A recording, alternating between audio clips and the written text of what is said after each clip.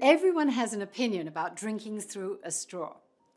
Hi, I'm Dr. Ellie, and in this video, I'm going to break down the science about drinking through a straw and help you understand how it affects your oral health. Some years ago, I was at a dental conference, and I went into the ladies' room after dinner to find one of the hygienists in tears, quite beside herself, because, and I'll give you a little bit of the backstory, she had spent a lot of time whitening her teeth.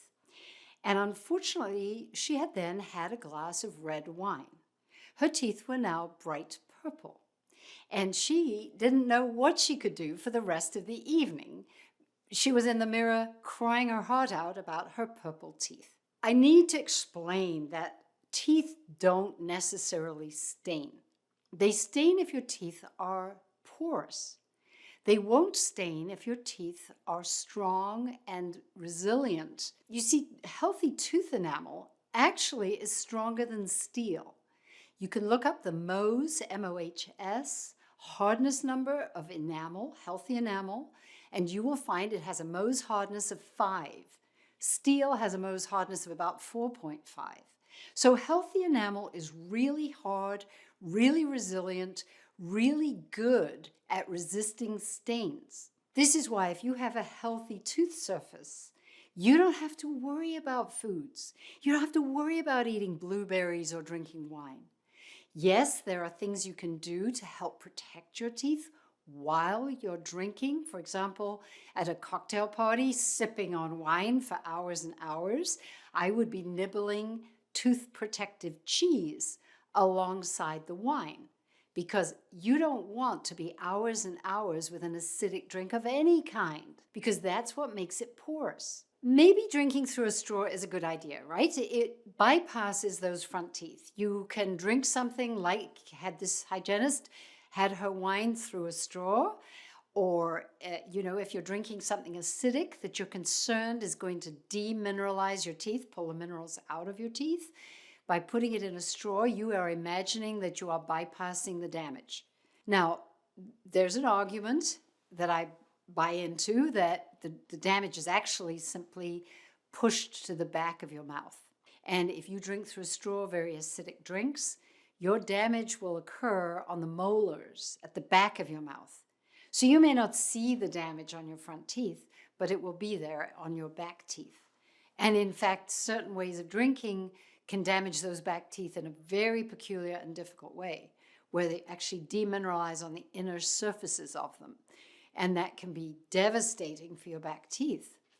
So I don't endorse straw drinking for that reason. If you are considering, or your dentist has told you that it's a good idea, I want you to consider how teeth naturally mineralize. You see, one of the things teeth do is they're always going. It's like a teeter-totter.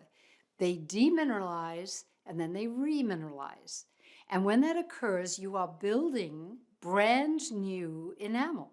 You are building something new and strong. If you go to the gym and work out, you know very well that you break down muscles so that then you rest and relax and your muscles then will become stronger. To drink through a straw is kind of like saying, I'll take the car. I won't work my muscles because I don't want to break them down. You see, you're assuming that it's a good thing to never let your teeth touch acidity. I'm suggesting that if you want really shiny, healthy teeth, they don't mind a little acidity. That's what they were designed for. They are so designed that if you eat and drink in a meal time, and you end your meal with a tooth protective food, or ideally with some xylitol, and then you give your teeth time to remineralize, your own liquid in your mouth, your saliva, will rebuild and put back any minerals that were lost.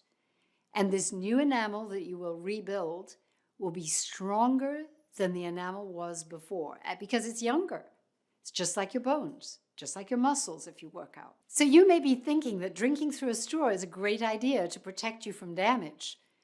I'd say you need to look at that maybe through a slightly different lens. in order to show you what I'm talking about when it comes to teeth being porous and teeth being nice and strong and hard, let's see what happens when we pour a little wine onto each of these materials. Here's a brick that's very porous.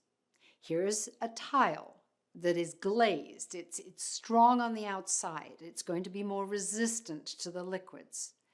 And now I'm going to pour a glass of wine first over the brick, which you can see will absorb into the brick just like it would into a very porous tooth, and how then it would stain the tooth. Now if we pour the wine over the tile, a ceramic tile that's got this hard surface, you can see how the liquid flows across the top and is very easy to either wash off or wipe off, and in the case of the mouth, it quickly gets rinsed away.